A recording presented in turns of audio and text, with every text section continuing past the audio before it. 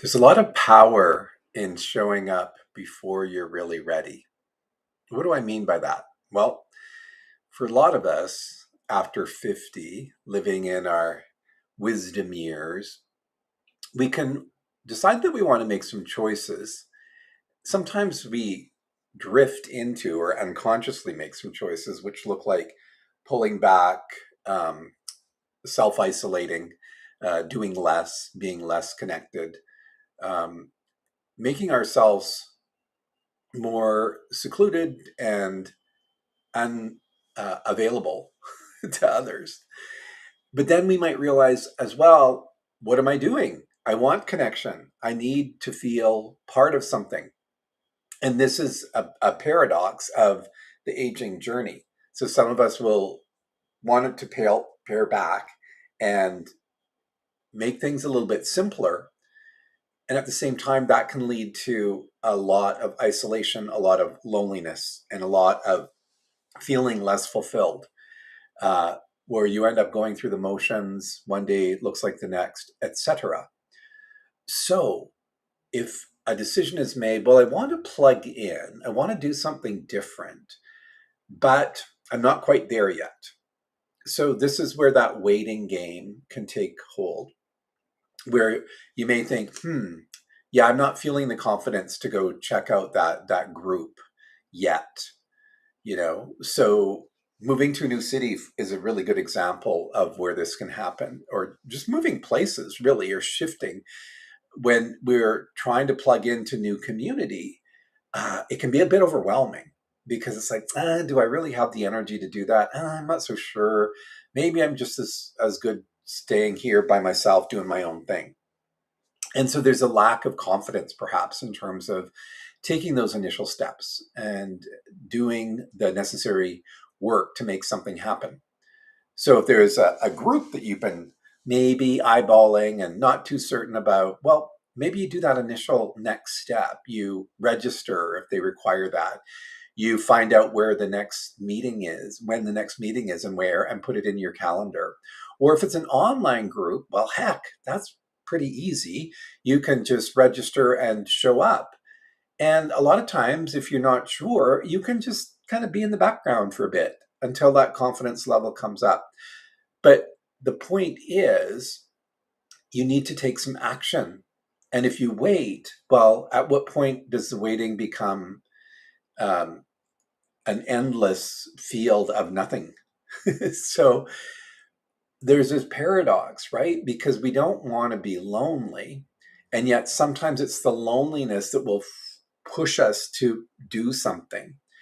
If we're isolating and we're not connecting, and again, you can do this on your own if you live solo, but sometimes couples do this too, right? If you're not feeling as plugged in, this loneliness can set in, and this isolation can have a really downward effect energetically, right? And there's those things that you might be doing from day to day just to, make life be, but that might not be bringing you a lot of joy. And so it's important that at this stage in the wisdom years that we're exploring, what could we do differently? And if loneliness is a factor, and remember, sometimes loneliness isn't always rectified by doing something external, but sometimes it is. Sometimes it is about plugging into new and different community, right? And then with that contradiction that I just identified, there can be some lack of certainty. Well, do I even want to do this?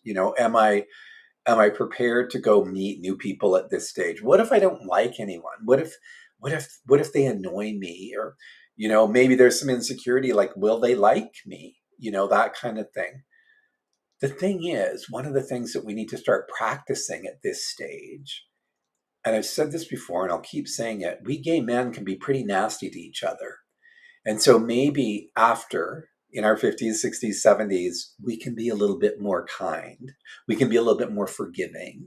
We can be a little bit more open to people who aren't just like us, or the guy that you can be more open to the guy because guess what? You're not going to sleep with them. So we, we need to be looking at things through a different lens, shall we say. And so that uncertainty that gets in there, it can really create a bit of a maelstrom of, well, what do I do now? What I'm suggesting to you is that by plugging into community, even if it doesn't feel super comfortable the first time, you got to give it some breathing space, right? Because you're going in there a little bit anxious. And when you show up in a group for the first time, they're seeing you for the first time too. And so there can be a little bit of tension.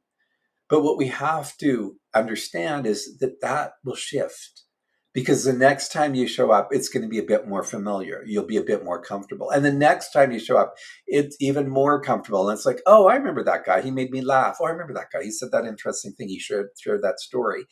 And that's when it starts to feel a little bit closer, a little bit more communal. It is community after all. So belonging doesn't have to wait until you show up. Belonging can be deciding. It can be that first decision that you make where it's like, I'm going to do this. And that sets a little bit of momentum. It shifts the energy. And yes, it might be a little bit anxious. You might be a little bit anxious before it actually happens, before you make that. It's kind of like the first date thing, right? Like there's that, oh, what's it going to be like? And you just don't know. And perhaps, from a Buddhist kind of point of view, don't have expectations, just go in with an open mind, but I would say even more an open heart. Because if you show up with an open heart and you're meeting other people who are there similarly, it will be fine. It will be fine. You will be fine. So making that initial decision that I want to belong, I want to show up, I want to connect, is really the thing. Your confidence will increase. That loneliness, if that's a factor that you're dealing with, that will be addressed. And you will feel more certain about yourself, So when all of that is coming together, there's a validation of sorts that happens. You get to feel seen. You get to be part of something. I talked about this the other day, where being seen is a big thing that's lacking in some of our lives. And especially if we grew up and have that imprint of feeling less than in some ways, that we're not as visible as the next guy. So let's shift that. Let's change that. Only you can make the action, though. That's the thing. So we've created a platform called the Wisdom Trust, where you can join the community. It's on the school platform, readily available. You can do it on your desktop, laptop. You can do it on an app on your mobile device. And join us there for conversation. Join us there for connection and community. Some of it is, writing into a discussion board, a community panel, if you will. And then other parts of it are meeting live on video in a Zoom meeting, for example. So there's lots of ways to participate, but I would encourage you to explore that and look at having some different discussions with different people about this stage in life and how it can be. And this is our hope, that we cultivate this as being the best stage of life. It's not the beginning of the end. It's not the decline. It's actually the time for you to shine your brightest, not in the same way you were thinking in your 20s and 30s, but in this more evolved, mature, elder way of showing up and shining and being the best version of yourself. So I'm going to leave a question with you. Where in your life might you be waiting for the confidence that's keeping you from connection? So is there somewhere in your life where you might be waiting for confidence first before doing the connecting? I welcome you to join the Wisdom Trust to be part of the discussion around, what does aging look like for gay men? What does community really look like for aging gay men? And find some folks there who you're going to connect with and build really strong relationships with.